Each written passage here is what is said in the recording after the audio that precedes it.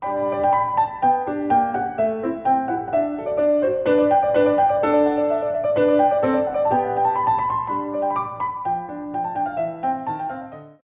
시간은 다 함께 하나님의 말씀을 나누겠습니다. 우리 계속해서 인물 연구를 하고 있는데 오늘 계속해서 두 번째 사사에 관해서 사사기 3장 12절부터 30절에 나타나는 인물을 가지고 함께 말씀을 나누겠습니다. 근데 오늘은 특별히 12절, 13절, 14절 우리 세 절의 말씀을 읽고 우리 전체 내용이 포함하고 있는 두 번째 사사인 에훗에 관해서 함께 말씀을 나누도록 하겠습니다. 제가 하나님의 말씀을 받들어 읽겠습니다. 이스라엘 자손이 또 주의 눈앞에서 악을 행하니라. 그들이 주의 눈앞에서 악을 행함으로 주께서 모압 왕 에글론을 강성하게 하사 이스라엘을 치게 하시매 에글론이 암몬과 아말렉 자손을 모으고 나와서 이스라엘을 치며 종려나무 도시를 소유하였으므로 이에 이스라엘 자손이 모압 왕 에글론을 18년 동안 섬기니라. 오늘 본문의 말씀을 가지고 왼손잡이 사사 에훗 이런 제목으로 함께 말씀을 나누도록 하겠습니다. 말씀을 위해서 잠시 기도하겠습니다. 하나님, 이 귀한 복된 주일을 저에게 허락해 주신 은혜를 이 시간 다시 한번 감사드립니다. 성경 말씀과 같이 우리가 믿고 확신하게 된 그 말씀 가운데에서 자라야 된다는 사실을 하나님의 말씀을 통해서 우리는 이미 배웠고 잘 알고 있습니다. 그러나 매일매일의 삶 속에서 하나님 말씀과 대치되는 그런 많은 현상들이 우리 삶 가운데 경험될 때마다 참 믿는 그리스도인이지만 우리가 이 상황을 어떻게 극복해야 하나, 어떻게 대처해야 하나 참 고민하는 때가 종종 있다고 생각이 됩니다. 그러나 다시 한번 우리가 하나님의 말씀으로 돌아가서 우리가 처한 상황이 어떠하든지 우리가 맞닥뜨린 현상이 어떠하든지 하나님의 말씀이 가르치시는 대로 그 말씀 가운데 서서 그 진리의 말씀을 믿는 믿음을 가지고 그 모든 상황들을 극복하며 하나님 앞에 영광 돌릴 수 있도록 결단할 수 있게 이 아침에 이 말씀 시간을 복되게 하시기 원합니다. 말씀 전하는 부족한 소정의 입술을 주장해 주시고 성도들의 마음밭에 하나님의 말씀이 순전하게 전달되어서 성령 하나님의 도우심으로 그 말씀이 견고하게 떨어진 씨가 뿌리를 내리고 풍성히 열매 맺는 결과에 이르기까지 끊임없이 주님께서 도우시는 은혜를 다시 한번 간절히 간구하오며 예수님의 귀하신 이름으로 기도했습니다. 아멘. 자리에 앉으십시오. 오늘은 두 번째 사사, 우리 왼손잡이 사사였던 에훗에 관해서 이 시간 함께 말씀을 나누겠습니다. 에훗은 여러분 지도에서 보시는 것처럼 여기 베냐민 지파에 속한 그런 사사였습니다. 나중에 쭉 에훗에 대해서 설명이 우리 15절 말씀에 나오는데 에훗은 베냐민 지파였고 베냐민 지파에서는 우리가 잘 아는 것처럼 사울 왕이 우리 선발되기도 했었습니다. 그런 여러 가지 배경들을 가진 그런 작은 지파였지만 이 베냐민 지파가 속해 있는 이 지역, 접경 지역 보시면 여기 모압이 있고 암몬이 있고 아말렉이 있죠. 오늘 본문 말씀에 보면 모압 왕이었던 에글론이 이 두 나라 아말렉과 암몬을 규합해서 이스라엘을 침범함으로써 이스라엘을 18년 동안 압제하는 그런 일이 일어나게 된 것을 성경이 말씀하고 있습니다. 계속해서 이것은 어떻게 보면은 우리 사사기의 them입니다. 사사기의 주제예요. 저와 여러분들이 목표하는, 갈망하는 지점이 어딘가요? 구원과 안식, 그죠? 우리가 모두 그리스도인으로서 누리고 싶은 삶은 우리가 범죄하는 삶도 아니고 범죄 때문에 압제당하고 고난당하는 것도 아니고 그런 고통 때문에 부르짖는 것도 아니고 물론 하나님이 구원해 주시면 참 좋지만 무엇보다 그리스도인이 갈급해야 되고 원하는 것이 있다면 바로 하나님의 말씀 안에서 안식하는 것이라고 믿습니다. 그런데 불행하게도 우리 적어도 7번의 그런 사사들이 등극하면서 우리가 사사기 안에서 보여지는 그런 어떤 사이클이 있다면 범죄하게 되고 이 범죄로 말미암아서 오늘 두 번째 사사인 에훗이 등장하기까지는 우리 모압 왕 에글론의 압제와 그 아래서 고난받게 되는 상황이 있었던 겁니다. 그런데 참 아이러니컬하게도 나중에 제가 다시 한번 설명드리겠지만 그들이 이 압제와 고난 속에서 하나님께 부르짖기까지 몇 년이 걸렸다고요? 18 years, 18년이 걸렸어요. 굉장하죠.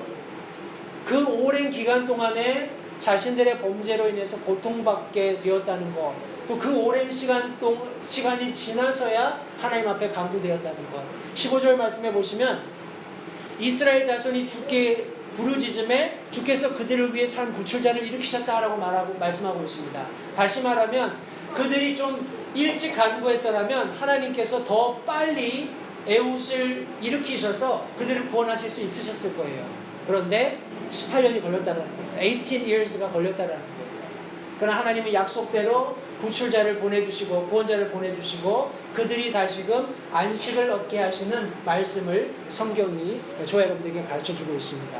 오늘 이 말씀을 가지고 성도님들과 함께 몇 가지 말씀을 나누기 원하는데 그 전에 제가 이 지도를 잠깐 보여드릴게요. 다시 한번 이스라엘, 여기가 우리가 전통적으로 알고 있는 팔레스타인 유대 땅입니다. 유대 땅에 보시면 여러 가지 우리 표현대로라면 잡족속들이 살고 있었어요. 이미 가나안 족속, 브리스 족속, 히위 족속, 아모리 족속, 뭐 북쪽으로는 뭐 시돈, 바산, 그리고 우리 오늘 이슈가 되는 모압, 아말렉, 암몬, 뭐 이런 밑에로는 에돔, 뭐 이런 여러 가지 잡족들이 여전히 산재에 있으면서 하나님께서 이스라엘 백성들이 하나님의 말씀을 잘 따르는지 하나님의 말씀을 잘 지키고 준행하는지를 알기 원하셨다라고 사사기 말씀이 저와 여러분에게 가르치고 있습니다.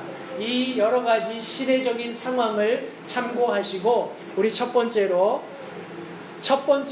번째 사사였던 왼손잡이 에웃이 나올 수밖에 없었던 우리 시대적인 배경을 잠깐 살펴보고 넘어가도록 하겠습니다. 이 에웃이 등장하게 되는 이 시대적인 배경은 성경학자들에 의하면 BC 1354년경이다라고 우리 밝히고 있습니다. BC는 Before Christ죠. 예수님 탄생하시기 이전에 1354년경에 이제 에글론, 모압 왕이었던 에글론에 의해서 우리 이스라엘 백성들이 고난받게 되는 일이 있게 되었습니다. 근데 우리 다시 한번 본문으로 돌아가서 우리 12절 말씀해 보시면 이스라엘 자손이 또 주의 눈앞에서 악을 행하니라. 그들이 주의 눈앞에서 악을 행함으로 주께서 모압 왕 에글론을 강성하게 하사 이스라엘을 치게 하시매 라고 말씀하고 있습니다. 성도님들 잊지 마십시오. 우리 아까 제가 보여드렸던 그 사이클에서도 보여지는 것처럼 우리가 범죄하지 않는다면 하나님께서 우리를 보호하시는 그 손을 치우실 이유가 전혀 없습니다. 그죠? 성경 말씀은 특별히 시편 말씀에서도 여호와는 나의 목자시니 내가 부족함이 없으리로다.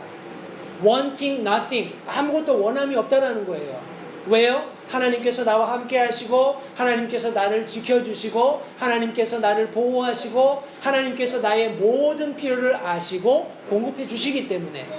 그런데 범죄하는 일이 있을 때에 안타깝게도 하나님께서 그들이 범한 그 범죄로 인해서 깨닫고 돌이키게 하시기 위해서 자신이 보호하시는 팔을 잠시 거두신다라는 사실을 성도님들 잊지 마시기 바랍니다.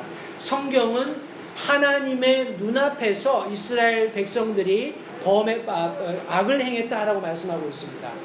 성도님들, 우리가 오늘날 세상 돌아가는 그런 세태들을 볼 때 죄가 무엇이냐, 악이 무엇이냐 하는 것을 그리스도인이 선뜻 밝히기가 굉장히 좀 이렇게 모호한 그런 시대로 변해가고 있습니다.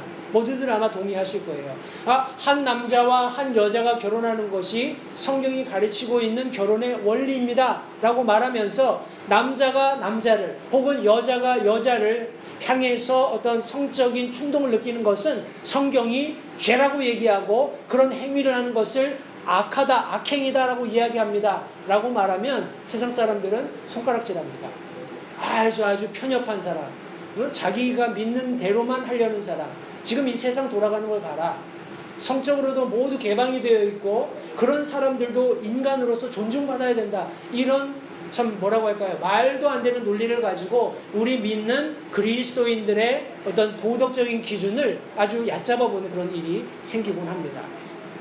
베드로전서 3장 12절 말씀에 의하면 주의 눈은 의로운 자들 위에 거하며 그분의 귀는 그들의 기도에 열려 있으며 주의 얼굴은 악을 행하는 자를 대적한다라고 말씀하고 있습니다. 성도님들, 우리 부모님들이 특별히 한 집안에서 아이들이 무엇인가 얘기할 때, 그죠?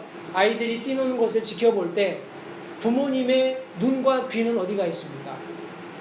항상 아이들에게 가 있어요. 그죠? 아이가 뭐 아야 한다든지 뭐 엄마 아빠 한다든지 그런 소리를 듣기 위해서 또 아이들이 행여나 어디 부딪히거나 다치지 않을까 부모들의 눈과 귀는 항상 그 아이들에게 향해 있습니다. 그러나 문제가 되는 것은 제가 이거 한 절을 빼먹었네요. 죄송합니다. 베드로전서 3장 12절 마지막 부분에 보시면 주의 얼굴은 악을 행하는 자를 대적한다라고 말씀하고 있습니다.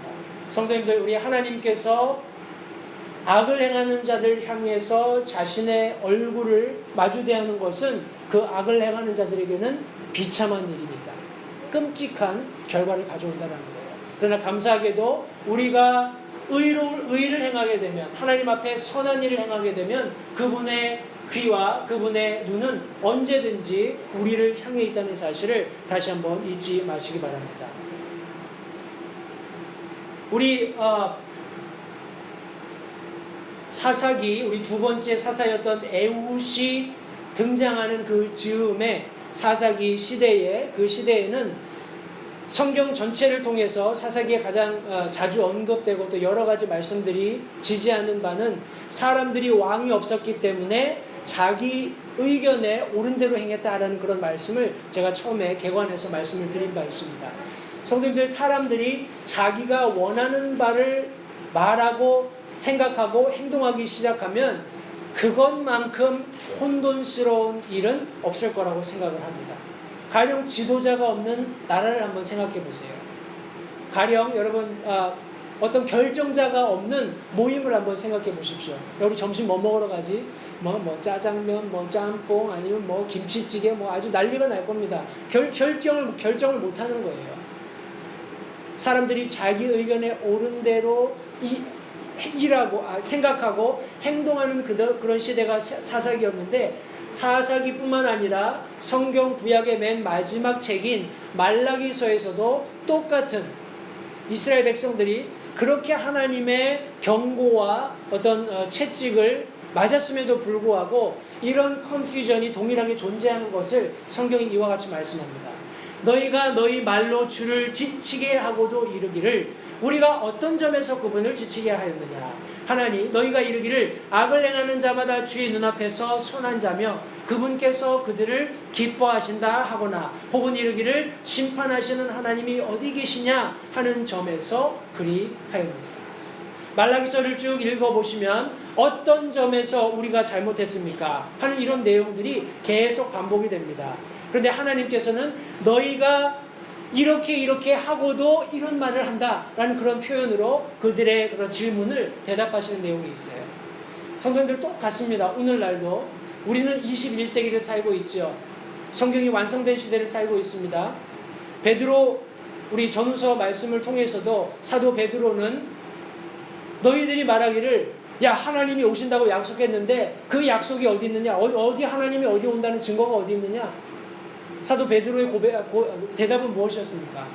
하나님께서 지금 당장이라도 오실 수 있지만 하나님께서 이렇게 오시는 것을 더디하는 이유는 모든 사람이 구원받기 원해서 그렇게 오래 참으시는 것이다 라고 말씀하고 계십니다. 성도님들, 사사기 말씀을 통해서, 우리 또 말라기 말씀을 통해서, 또 신약 말씀을 통해서 계속해서 하나님께서 저와 여러분들에게 가르치시는 것은 진리의 말씀이 서 있다면 진리의 말씀에 순종하면서 살아가는 그리스도인의 삶이 옳고 마땅하다는 것을 가르치고 있는 것입니다. 사사기에 나타난 에훗이 등장할 수밖에 없었던 시대적인 배경을 잊지 마시기 바랍니다. 자기가 원하는 대로, 자기 생각에 옳은 대로 사람들이 말하고 행동하기 시작함으로써 혼돈이 왔고, 하나님께서는 그들을 벌하시기 위해서 부득불 모압 왕이었던 에글론을 일으켜 세우실 수밖에 없었습니다. 성도님들, 참 이것이 받아들이기 힘든 일이지만 하나님께서는 왜 악인에게 힘을 주시고 악인을 일으켜서 사용하시는가 하는 그런 부분에 질문이 생기실 수 있어요. 그러나 다시 한번 앞서 읽었던 우리 12절 말씀에서 이스라엘 자손이, 하나님의 선민이, 하나님이 홍해를 가르시고 요단강을 가르시고 그들의 원수들을 괴멸하게 하신 그런 이스라엘 자손들이 주의 눈앞에서 악을 행하게 된 그 이유 때문에 악인들이 일어서게 되었다는 것을 성도님들 잊지 마시기 바랍니다. 그러나 그것은 한시적입니다. 영원히 그렇게 되는 것이 아니에요. 우리 한국에도 지금 시국이 굉장히 어수선한데 언제나 저제나 우리 좀 대통령이 맑은 정신으로 정치를 할 것인가 많이 기도하면서 기대하는 우리 성도들이 있다고 생각을 합니다. 우리 기운을 잃지 마시고 또 소망을 잃지 마십시오. 제가 앞서 설명드린 대로 이스라엘 백성들에게는 18년이 걸렸지만 대통령 임기가 5년이잖아요. 이제 한 2년 정도 남았는데 더 나빠지지 않은 상태에서 하나님이 빨리 우리 한국에 바로 믿는 우리 그리스도인들이 깨어서 뜨겁게 기도함으로 우리 새로운 지도자를 세우셔서 이 모든 상황들이 잘 옳게 정리되기를 간절히 바랍니다.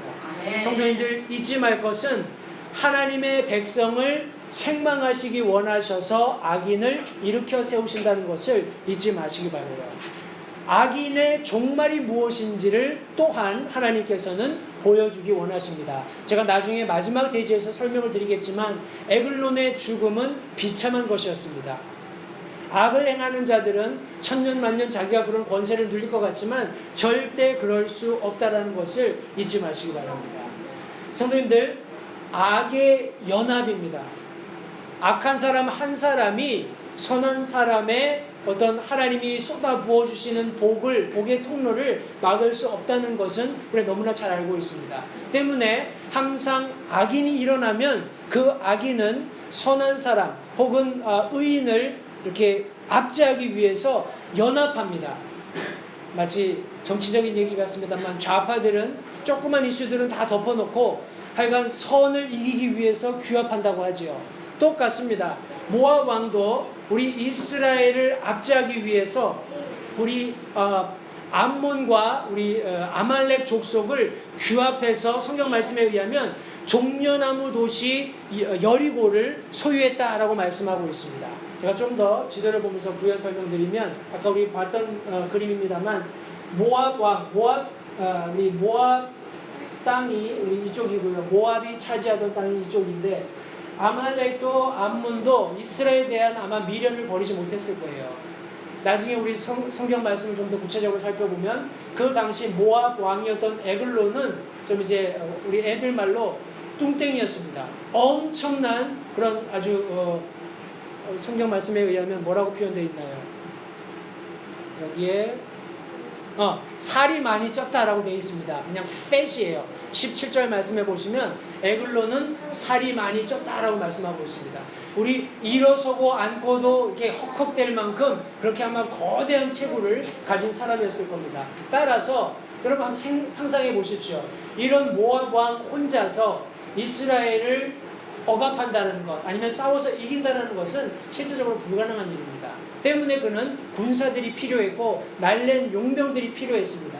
해서 거칠기로 이름난 아말렉 족속, 암몬 족속을 규합해서 우리 여기 여리고 우리 성경 우리 신명기 말씀해 보시면 신명기인가요? 말씀해 보시면 34장 3절 말씀에 우리 종려나무 도시였던 여리고가 있는데 그 땅을 점령하는 것이 나옵니다. 신명기 34장 3절 말씀에 남쪽과 종려나무 도시 여리고의 골짜기 평야를 소알까지 보여주시고 여기 제가 앞으로 돌아가서 죄송합니다. 이 모압 우리 하나님께서 모세를 모세를 통해서 이스라엘 백성들을 우리 가나안 땅으로 인도하신 게 아니죠. 그죠? 모세가 범죄함으로, 모세가 하나님의 말씀에 순종하지 않으므로 모세에게 너는 가나안 땅에 들어가지 못한다라고 말씀하셨어요. 그런데 여리고 맞은편에 모압 땅 끝에 우리 산 이름이 갑자기 생각이 안 나네요. 산 이름이 혹시 기억나시나요? 모세가 올라갔던 산? 신의 산 아니고 하나님께서 모세를 데리고 갑자기 생각이 안 나요. 제가 생각나는 말씀드릴게요. 요 모압 땅 여리고 맞은편에 있는 산에 올라가십니다. 산에 올라가서 갑자기 이름 생각이 안 나요.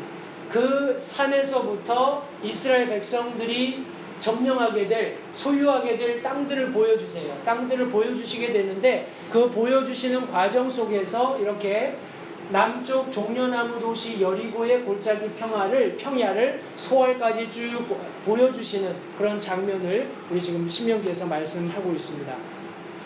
제가 이 말씀을 보여드리는 이유는 여리고성을 점령했다라고 얘기했는데 그 성경 말씀에서는 그냥 종려나무 도시를 점령했다라고 얘기했는데 거기가 여리고다라는 것을 설명드리기 위해서 조금 제가 부연해서 설명을 드렸습니다. 성도님들, 실제적으로 이스라엘 백성들이 범죄했을 때 하나님께서 모압 왕을 통해서 이 삼국이 연합한 병사들을 이끌어 오셨을 때 그들은 실제적으로 이스라엘의 국경을 넘어와서 그 땅을 점령했고 또 실제적으로 이스라엘 민족을 살육하는 과정이 있었다는 것을 성도님들 잊지 마시기 바랍니다. 저와 여러분들이 그런 일을 자주 당하지 않기 때문에 하나님의 말씀이 좀 이렇게 멀찍이 제3자적인 입장으로 보이는지도 모릅니다. 그러나 여러분 아마 가만히 생각해 보시면 우리가 믿음 생활한 이후에 아마 크고 작은 많은 일들이 우리 삶 가운데 있었을 것이라고 생각을 합니다. 나는 이렇게 믿는 것이 옳다고 생각을 하고 계속 이 믿음을 지키려고 할 때 계속해서 세상이 우리의 믿는 믿음의 영역을 야금야금 침범해 옵니다. 여러분 그런 과정 속에서 실제적으로 나의 컴포트 존을 잃어버릴 수 있어요. 그리고 공격당할 수 있습니다. 헐트 당할 수 있다는 말씀이에요. 왜요? 우리의 범죄 때문에 하나님께서 그것을 바로잡기 원하셔서 악인에게 힘을 주시고 한시적이지만 계속해서 내가 헐트받는 과정을 통해서 나를 돌아보게 하시는 거예요. 왜 이런 일이 일어났을까? 내가 왜 이런 어려움 가운데 처해 있을까? 그런 진지한 고민을 통해서 비로소 하나님께로 돌이키는 일이 있게 된다는 사실을 성경은 말씀하고 있는 것입니다. 성도님들, 절대로 지도력의 혼돈을 경험하지 않게 되시길 바랍니다. 이스라엘 백성들은 하나님을 자신들의 왕으로 알고 섬기면 고통받을 아무런 이유가 없었어요. 그런데 그들이 범죄함으로 인해서 이제 모압 왕 에글론을 섬기는 일이 18년 동안 있게 되었다는 것을 기억하시기 바랍니다. 그들은 얼마든지 가나안 땅을 기경하면서 풍성한 하나님의 복을 누릴 수 있었습니다. 그러나 자그마치 18년이라는 기간 동안에 그들은 에글론 왕을 섬기면서 종노릇할 수밖에 없었다는 그런 시대적인 배경을 다시 한번 이해하면서 저와 여러분들도 하나님 말씀에 순종하면서 하나님 자녀로서의 마땅한 삶을 살아가는 그런 삶을 살지 않으면 얼마든지 우리 삶 가운데 그런 일이 일어날 수 있다는 사실을 잊지 마시기 바랍니다. 두 번째로 이런 시대적인 배경을 딛고서 이제 구원자가 등장하는 장면을 우리 함께 살펴보겠습니다. 우리 말씀으로 돌아가셔서 우리 15절 말씀입니다. 15절 말씀에 보시면 그러나 이스라엘 자손이 주께 부르짖음에 주께서 그들을 위하여 한 구출자를 일으키셨으니 곧 베냐민 족속 게라의 아들 왼손잡이 에웃이라. 이스라엘 자손이 그를 시켜 모압 왕 에글론에게 예물을 보내니라 라고 성경에 기록하고 있습니다. 성도님들, 이스라엘의 부르짖음은 이제 저희가 여기까지 우리 두 번째 사사 왼손잡이 에웃이 나타나기까지 3장 9절에서 우리 첫 사사였던 누구죠? 온니엘이 일어났을 때, 그리고 3장 15절 우리가 방금 읽었던 두 번째 사사 왼손잡이 에훗이 일어났을 때 이스라엘 백성들의 부르짖음을 통해서 시작되었다는 것을 잊지 마시기 바랍니다. 첫 번째 온니엘이 일어나기 위해서 이스라엘 백성들은 8년 동안 고통받아야 했습니다. 두 번째, 우리 에훗이 등장하기까지 장장 18년의 기간이 필요했다는 것을 잊지 마시기 바라요. 성도님들, 하나님께서는 우리를 구원하시겠다고 약속하셨죠. 그 약속을 이루는 것은 우리가 우리의 죄를 깨닫고 하나님 앞에 부르짖을 때 일어나는 겁니다. 하나님께서 우리를 구원해 주시는 거예요. 하나님은 자신이 하신 약속에 대해서 신실한 분이시라는 사실을 잊지 마시기 바랍니다. 우리가 잘 아는 말씀 역대하 7장 14절 말씀에 보시면 만일 내 이름으로 불리는 내 백성이 자기를 낮추고 기도하여 내 얼굴을 구하고 자기들의 악한 길에서 떠나면 내가 하늘에서부터 듣고 그들의 죄를 용서하며 그들의 땅을 고치리라. 이것은 하나님께서 솔로몬에게 약속하신 말씀입니다. 우리 부흥 집회 때 자주 이 말씀을 인용하지만 이 말씀의 핵심은 하나님께서는 언제든지 우리 기도를 들으시고 우리가 원하는 것을 이루실 수 있는 분이시고 그렇게 할 준비가 되어 있으시다라는 거예요. 근데 문제는 뭐냐면 납니다. 저와 여러분들이에요. 가령 우리가 우리 자신을 낮추고 하나님께 기도해서 하나님의 얼굴을 구하고 우리가 악한 길에서 떠나기만 한다면 하나님께서 하늘에서 듣고 내가 너희들에게 복을 쏟아 부어주겠다 하는 약속의 말씀을 거기 주고 계신 것입니다. 우리 늘 믿는 그리스도인들도 아까 우리가 함께 살펴보았던 늘 안식 얻기 원하는 하나님께서 구원하셔서 우리를 안식 얻게 하시는 그런 데 머물고 싶은 그런 열정은 있지만 우리가 살아가다 보면 원치 않게 범죄하는 그런 일들이 종종 있습니다. 요한일서 1장 9절 말씀에 의하면 만일 우리가 우리 죄를 자백하면 하나님께서는 우리 개혁성경에는 미쁘사, 의로우사, 그죠? 하나님께서는 신실하고 의로우시기 때문에 우리를 모든 죄악에서 건지시고 또 우리를 의의 길로 인도하시는 분이시라고 분명히 말씀하고 있습니다.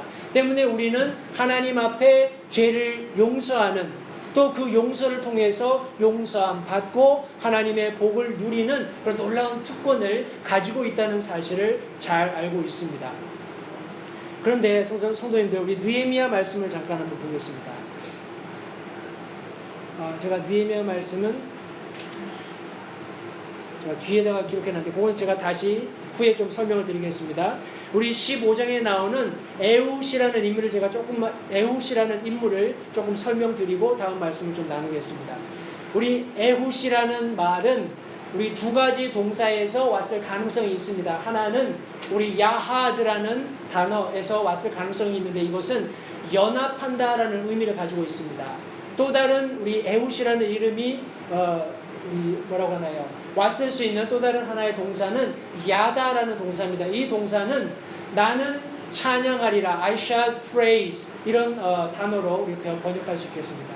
Either way, 우리가 어떤 것을 선택하든지 간에 우리 에훗이라는 사사를 통해서 하나님께서 모처럼 우리 민족적인 어떤 연합을 이루셨고 또 그 결과로 하나님을 찬양하는 일이 일어나게 된 것을 우리가 참고해 볼 필요가 있습니다. 우리 베냐민 지파, 크게는 베냐민 지파지만 이 베냐민 지파를 계속 추적해 올라가면 베냐민은 누구였나요? 요셉이 아니죠. 야곱의 막내 아들이었습니다. 요셉이 아주 끔찍히 사랑했던 우리 라헬에게서 낳았던 두 아들 중에 우리 막내 아들이었습니다. 원래는 베냐민이 아니라 우리 베노니라는 이름으로 그 엄마였던 라헬이 이름을 지어줬어요. 고통 중에서 우리 이 아이를 탄생하고 엄마는 이제 죽게 되는데 그 고통 중에서 이 아이를 베노니, 다른 말로 얘기하면 내 슬픔의 아들 이런 의미로 이 아이에게 이름을 지어줬는데 아버지였던 야곱이 이 아이의 이름을 베냐민, 오른손의 아들이라는 이름으로 바꿔주었습니다. 그래서 내 슬픔의 아들이 아니라 이제 오른손의 아들이 되었어요. 근데 참 아이러니컬하죠. 우리 성경 말씀에 의하면 에훗이 오른손잡이였습니까? 아니죠. 성경 말씀에 의하면 왼손잡이 에웃이라고 우리 말씀하고 있어요. 참 아이러니컬하지만 제가 나중에 좀 더 설명을 드리겠습니다. 우리 왼손잡이라는 말은 성경이 왼손잡이 이렇게 얘기했을 때는 원래 히브리 의미는 오른손에 제한이 있는 사람 아니면 오른손에 장애가 있는 사람 이런 의미를 가지고 있습니다. 저도 왼손잡이입니다. 근데 오른손은 멀쩡하잖아요. 그죠? 오른손으로 뭘 하나요? 오른손으로 글씨 쓰고 오른손으로 할 건 다 하는데 힘 쓰는 거 이렇게 운동을 한다든지 아니면 이렇게 할 때는 왼손이 더 편한 것 같아요. 나면서부터 그런 건 아닌 것 같고 이제 어렸을 때 우리 중학 정도 됐을 때 부모님이 아주 굉장히 제가 왼손 쓰는 걸 보고 그러면 쌍놈 소리 듣는다. 오른손 써야 된다 해서 오른손으로 계속 글씨도 쓰라 밥도 먹어라 했는데 글씨도 처음에는 왼손으로 썼던 것 같아요. 근데 오른손으로 그거는 써지는데 이 밥 먹고 이렇게 하는 거는 잘 안 되더라고요. 이게 힘이 들어가야 되니까. 그래서 그때부터 이제 왼손으로 했던 걸로 제가 기억을 하는데 어찌됐건 간에 히브리어의 왼손잡이라는 말은 오른손을 쓰는데 불편함이 있는 겁니다. 장애가 있는 거예요. 오른손을 쓰는데 제한이 있는 사람들을 우리 왼손잡이다 이렇게 이야기를 합니다.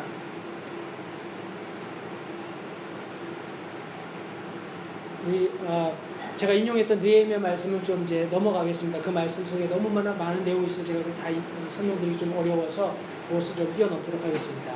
그리고 우리 마지막에 보시면 우리 15절 말씀에 베냐민 족속 게라의 아들 왼손잡이 에웃이라고 설명하고 있습니다. 여기 게라라는 인물이 나오는데 우리 이 게라라는 인물은 베냐민 지파 안에서는 굉장히 흔한 이름이었습니다.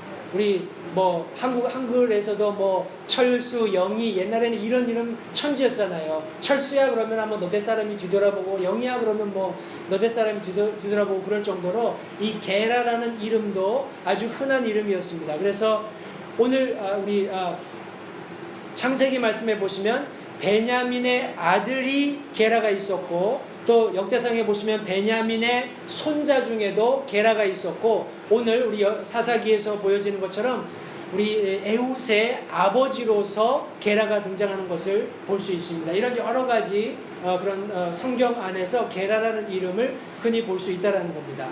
작은 지파, 보잘것없는 지파에 흔한 이름을 가진 사람의 아들이었는데 그것도 지파의 이름과 어울리지 않는 오른손의 아들인 왼손잡이 에웃이 등장하는 그런 사람을 하나님께서 들어서 사용하시는 그런 일이 있었다는 것을 제가 지금 말씀드리는 거예요.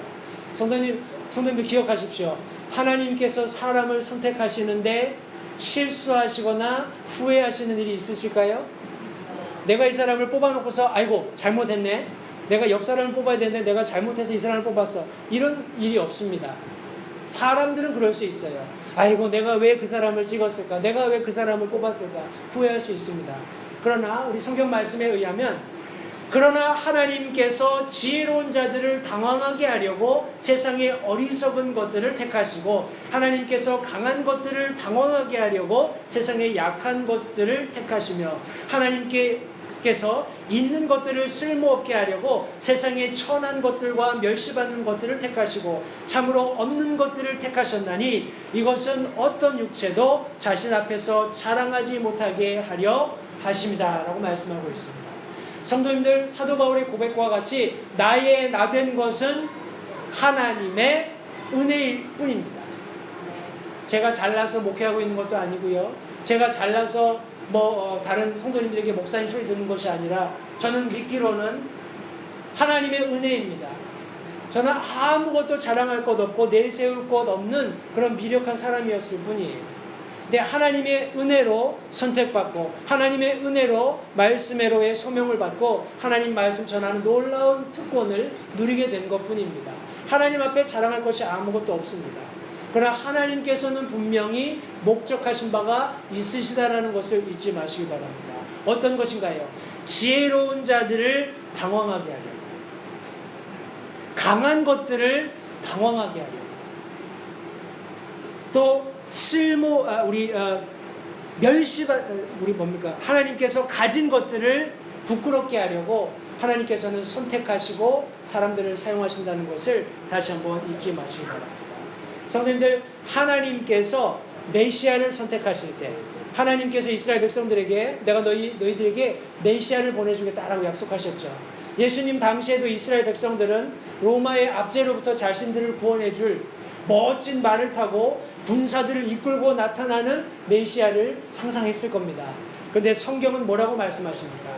이사야서 53장 2절 말씀에 그가 그분 앞에서 연한 초목같이 마른 땅에서 나온 뿌리같이 자랄 터이니 그에게는 모양도 없고 우함도 없으며 우리가 그를 볼 때에 그를 흠모할 만한 아름다움이 없도다.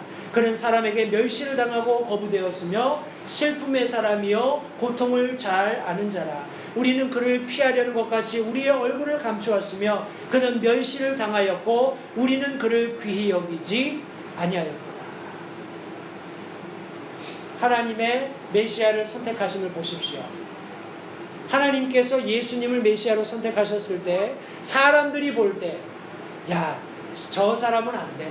저 사람은 메시아로서 우리를 구원할 수 있는 아무런 그런 자격 요건이 안 돼. 라고 모든 사람들이 등을 돌렸다고 성경은 말씀하고 있습니다.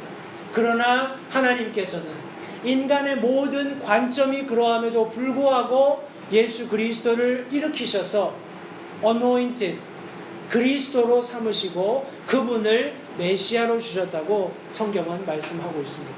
성도님들, 하나님께서는 사사기에 에훗이 등장해야 했던 모든 시대적인 배경, 그들이 자기 뜻대로 행하고 자기 죄로 인해서 고난받는 시대에 하나님께서 선택하신 구원자를 일으켜 세우셨습니다. 모든 사람들이 원치 않는, 모든 사람들이 기대하지 않는 왼손잡이?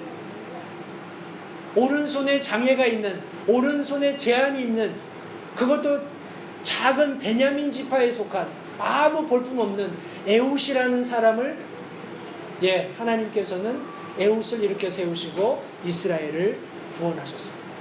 어떻게 구원하셨는지 마지막 대지에서 함께 살펴볼 텐데 그가 원수를 찌르게 되었다고 성경은 말씀하고 있습니다. 앞서 설명드린 대로 그는 존경받지 못하는 사람입니다. 못하는 사람이었습니다. 15절 마지막 부분에 보시면 이스라엘 자손이 그를 시켜 모압 왕 에글론에게 예물을 보냈다라고 말씀하고 있습니다. 성도님들 상상해 보십시오. 그를 군대 장관으로 세워서 자 이제 우리가 너를 군대 장관을 시켜줄 테니까 네가 군사를 이끌고 가서 우리를 이끌고 가서 우리 모압을 무찌르자 이렇게 한 게 아니에요. 18년 동안 종살이 하면서 야 에훗 네가 가서 이거 예물이나 좀 드리고 와 하고 하찮은 일을 그에게 시킨 것입니다.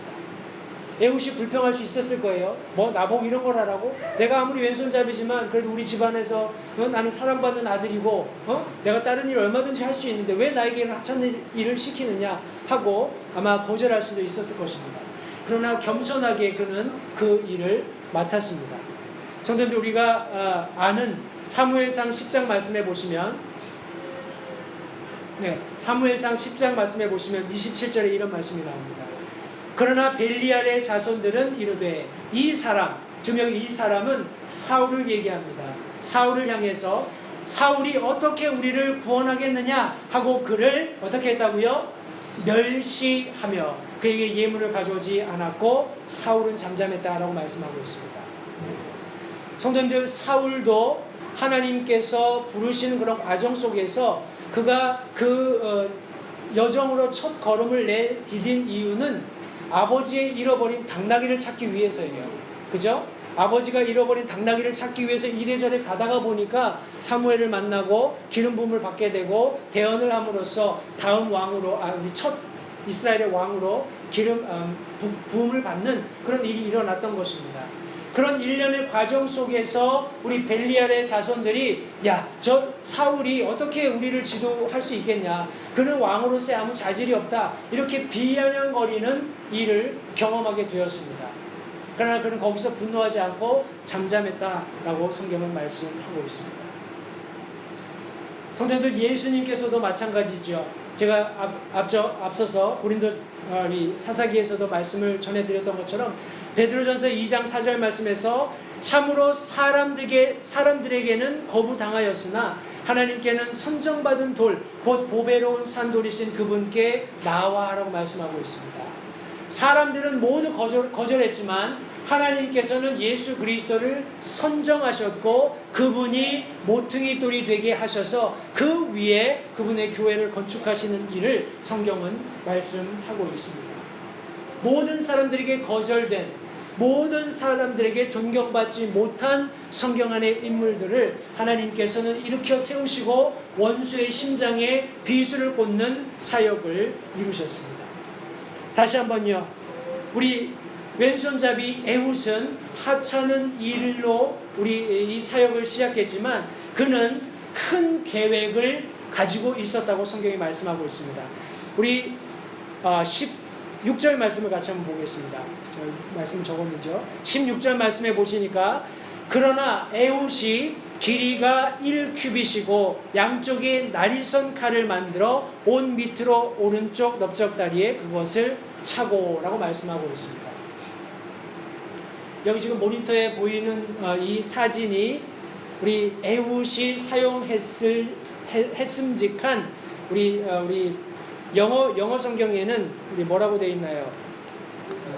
dagger라고 표현을 합니다. 이 dagger라는 무기는 우리 한국 말로 얘기하면 우리 여기 성경에는 양쪽에 날이 선 칼이라고 되어 있는데 우리 단검이다 우리 이렇게 얘기할 수 있습니다. 짧은 검이에요. 우리 1규빗이라고 하면은 우리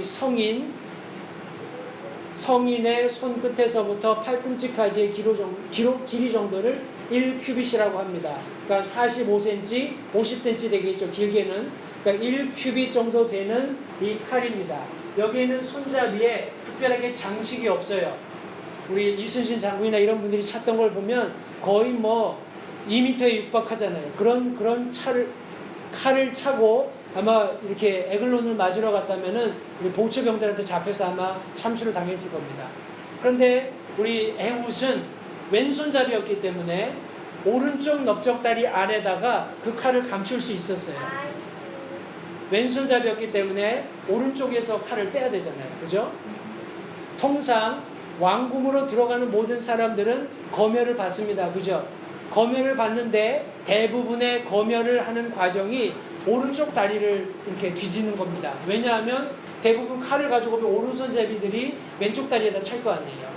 그러니까 오른쪽 다리를 이렇게 점검을 하지 왼쪽 다리는 잘 점검을 하지 않습니다. 때문에 여기 지금 에훗은 비록 이스라엘 백성들이 하찮은 일을 부탁을 했지만 내가 가서 이 원수 에글론을 반드시 죽이겠다라는 그런 결연한 의지를 가지고 이런 칼을 만들어서 양쪽에 날이 섰다라는 것은 뭐 이렇게 자른다는 의미가 아니라 찌르겠다는 의미입니다. 양쪽에 날이 달려 있으니까 깊이 들어가겠죠. 우리 옛날에 쓰던 대검들은 장검들은 한쪽에 날이 서 있습니다. 왜냐하면 한쪽에 날이 서 있고 반대쪽을 좀 이렇게 뭉툭하게 해놔야 무게가 있잖아요. 무게가 있어서 내리쳐야 이게 칼이 잘 적을 무찌를 수 있는데 이런 단검의 목적은 찌르기 위한 겁니다. 찌르기 위한 거기 때문에 특별히 양날을 가지고 있다라고 말씀하고 있어요. 여러분 이 양날을 가졌다라는 말씀을 딱 들으면 생각나는 게 뭐가 있나요? 우리 히브리서 4장 12절 말씀. 하나님의 말씀은 살아있고 권능이 있으며 양날 달린 어떤 검보다도 예리하기 때문에 혼과 영과 및 관절과 골수를 찔러 둘러 나누기까지 하고 마음의 생각과 의도를 분별하는 분이시다라고 말씀하고 있습니다. 성도님들, 저와 여러분들이 어려움 당하고 고통 당하고 억압받고 그런 어떤 고난 가운데 있을 때 하나님께서는 저와 여러분들에게 살아있고 운동력 있는 하나님의 말씀을 주십니다. 여러분 그 말씀을 우리가 믿고 확신하며 원수의 심장을 찌르기만 한다면 하나님께서는 승리를 보장해 주시는 것입니다. 이 하나님을 믿고 확신하시기 바랍니다. 우리 17절, 18절 말씀을 보시면 모압 왕 에글론에게 예물을 가져갔더니 에글론은 살이 많이 찐 자더라. 에훗이 예물 바치기를 마친 뒤에 예물을 메고 온 자들을 보내고 자기는 길갈역 돌 뜨는 곳에서부터 돌아와 이르되 하면서 이제 왕과 마주대하는 장면이 나옵니다.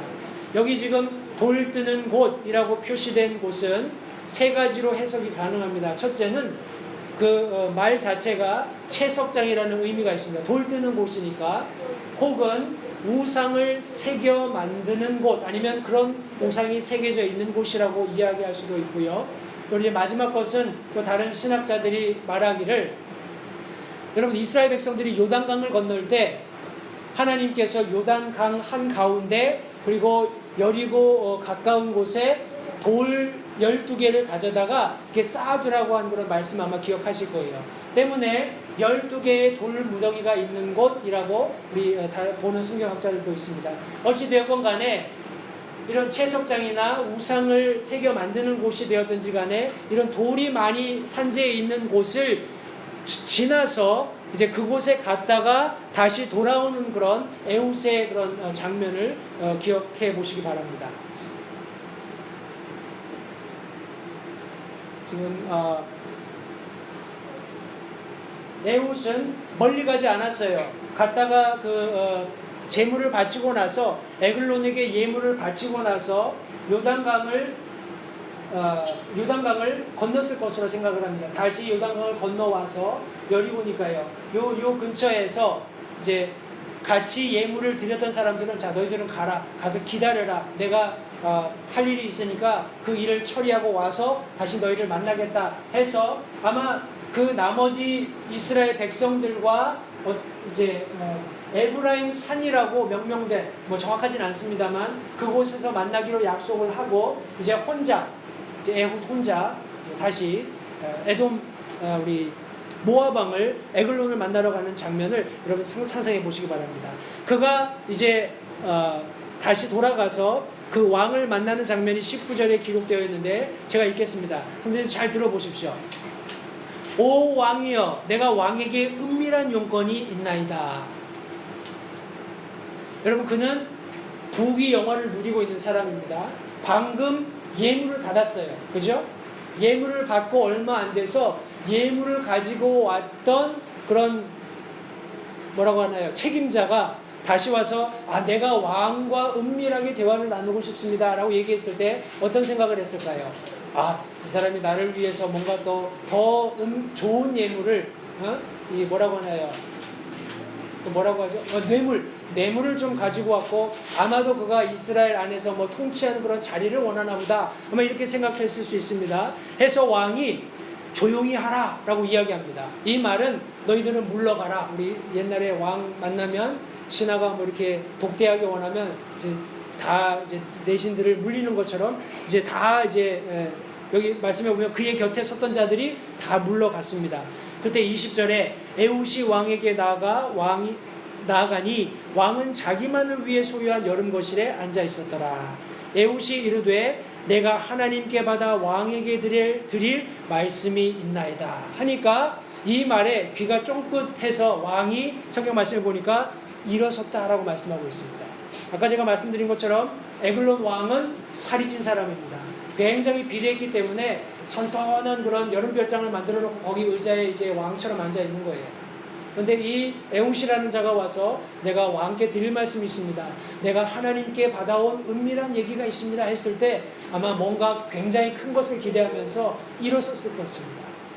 여러분 세상 사람들은 이런 사리사욕을 채우기 원하는 그런 일들에 관심이 많습니다. 때문에 그가 일어섰을 때 에훗이 자기가 준비해왔던 단검에 손을 뻗치고 왕 앞에 가서 겸손하게 머리를 조아리고 있으면서 왼손은 이미 그 단검에 가 있는 거예요. 단검에 그 자루를 꽉 쥐고 그 에글론이 일어서서 자기에게 걸어 나올 때 칼을 들어서 그의 배를 찌릅니다. 배를 찔렀을 때 어떤 일이 일어나는지 보십시오. 여기 21절 말씀에 에훗이 왼손을 내밀어 오른쪽 넓적다리에서 칼을 빼서 왕의 배를 찌르매 칼 자루도 나를 따라 들어가고 얼마나 아주 뭐라고 할까요? 힘을 다해서 그가 왼손으로 찔렀는지 상상해 보십시오. 그것은 빼기 위한 동작이 포함되어 있지 않아요. 그냥 내가 원수를 아주 끝장내겠다 하는 그런 결연한 의지를 가지고 깊이 찔렀는데 그 손잡이까지 딸려 들어간 거예요. 우리 칼날이 들어가면 우리 지방이 칼날을 꽉 잡잖아요. 그러니까 이게 빼기가 쉽지 않다고 이야기를 합니다. 그런데 이 칼날이 들어갈 정도였으니까 아마 에글론이 굉장히 비대한 사람이었다고 우리가 미루어 짐작할 수 있습니다. 그걸로 끝난 것이 아니라 칼 자루도 나를 따라 들어가고 기름이 칼날에 모여서 그가 그 칼을 배에서 빼지 못하고 오물이 쏟아져 나왔습니다. 오물이 쏟아져 나오고 이제 유유히 이제 에훗은 현관을 통해서 나오는 장면이 23절에 기록되어 있습니다. 그가 우리 에글론 왕을 칼로 찌르고 나서 그 칼자루가 딸려 들어가면서 오물이 쏟아지는 것을 보고서 뒤로 돌아서 이제 현관문을 나옵니다. 그리고 나서 문을 뒤로 잠갔어요. 잠그고 얼굴에 아무런 변화도 없이 또 무기를 소지하지 않았기 때문에 그가 아마 편안하게 이렇게 현관을 지나올 수 있었을 것입니다. 그런데 아마도 병사들은 우리 왕이 발을 덮으셨다 하는 이런 추측을 가지고 왕을 혼자 두게 됩니다. 여기 지금 제가 말씀 기록해 놓지 않았는데 우리 발을 덮었다라는 말에는 두 가지 의미가 있습니다. 어떤 의미냐면은 한 의미는 용변을 본다 하는 그런 의미예요. 용변을 본다 하는 그런 의미가 있고 또 다른 한 표현은 잠을 잔다 하는 그런 표현이 있습니다. 왕이 시원한 별장에서 오침을 주무시거나 아니면 지금 용변을 보시고 있다. 아마도 용변을 본다라는 그런 추측을 했을 가능성이 많습니다. 왜냐하면 에훗이 에글론의 배를 찔렀을 때 거기서 오물이 쏟아져 나왔다라고 말씀하고 있잖아요. 때문에 아마 그 냄새가 났을 겁니다. 해서 우리 그 병사들이 왕께서 우리 배변을 보고 계시는구나 하는 생각을 했을 겁니다. 해서 바로 들어가지 않았어요. 문이 잠겨 있고 왕은 내부에 있었기 때문에 왕과 대면했던 에훗이 나가고 나서 지금 왕께서 용변을 보신다라는 생각 때문에 이렇게 바로 문을 열지 못했습니다. 그런데 우리 여기 24절에 계속 읽겠습니다. 왕이 분명히 여름 거실에서 발을 덮으신다라고 추측하고 25절 말씀에 스스로 부끄럽게 되기까지 오래 기다렸으나 왕이 아주 지치도록 아마 오래 기다렸던 것 같아요. 왕이 충분히 시간을 가지실 수 있도록. 그런데 나중에 들어가서 보니까 왕의 거실문을 열고 들어가서 보니까 그들의 주가 땅에 쓰러져 죽어 있었다라고 말하고 있습니다. 에글론을 찔렀을 때 그가 오물을 흘리면서 앞으로 쓰러졌던 것을 우리가 추측해 볼 수 있습니다. 땅에 쓰러져서 죽어 있었습니다. 이런 일 때문에 지금 이제 소동이 났습니다. 그런데 26절 말씀에 그들이 기다리는 동안 별실에서 용변을 보신다라는 추측 때문에 바로 들어가지 못하는 그 기간 동안에 우리 에훗은 신속하게 도망해서 돌 뜨는 곳을 지나서 스이랏으로 도망했습니다. 그리고 그가 이르러 에브라임 산에서 나팔을 불매하고 성경이 말씀하고 있습니다. 성도님들 그의 기질을 보십시오. 거절받고 존경받지 못했음에도 불구하고 그들이 그에게 이스라엘 백성들이 그에게 하찮은 일을 부탁했을 때 기꺼이 그 일을 가서 감당하면서 원수를 찌르는 에훗, 그리고 그가 돌아와서 이제 나팔을 불면서 이스라엘 백성들을 소집합니다. 이스라엘 자손이 산에서부터 그와 함께 내려와서 에훗이 그들보다 앞서가면서 이렇게 소리 지릅니다. 나를 따르라. 주께서 너희 원수 모압 족속을 너희 손에 넘겨주십니다. 이제 지도력을 가지게 되는 거예요. 이스라엘 백성들이 에훗의 뒤를 따르게 되는 것입니다. 이런 모든 일련의 일이 일어났을 때 우리 여기 성경 말씀해 보니까 28절 우리 하반절에 에훗을 따라 내려가서 모압 맞은편 요르단 여우를 점령하여 한 사람도 건너지 못하게 하고 모압 사람 10,000명가량을 죽였다라고 말씀하고 있습니다. 아까 제가 지도에서 잠시 보여드렸던 것처럼 제가 지도를 다시 한번 보겠습니다.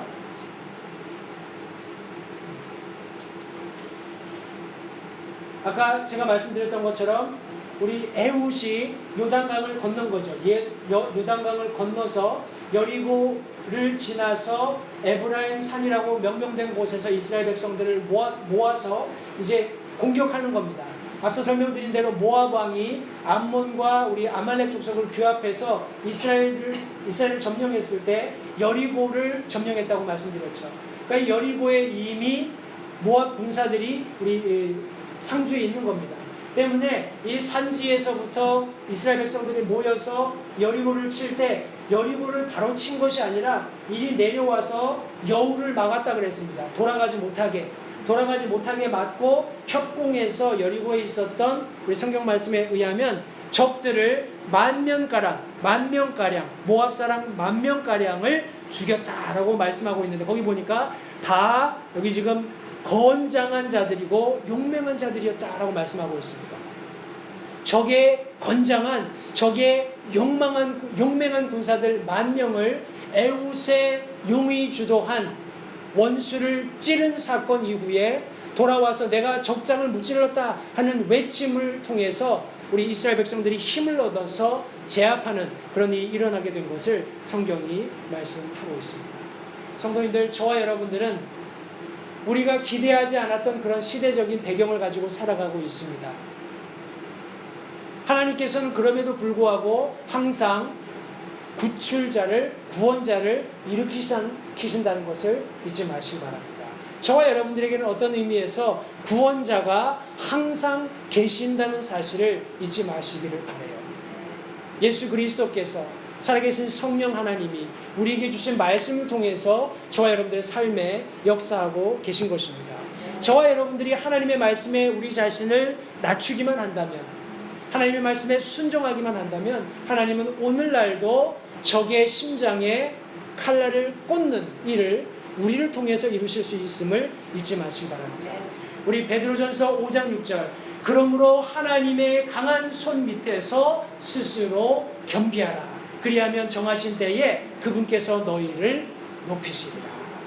제가 사랑하는 말씀 한 말씀 나누고 마치겠습니다. 잠언 3장 5절부터 6절 말씀해 보시면, 내 마음을 다하여 주를 신뢰하고 내 자신의 명철을 의지하지 말지어다.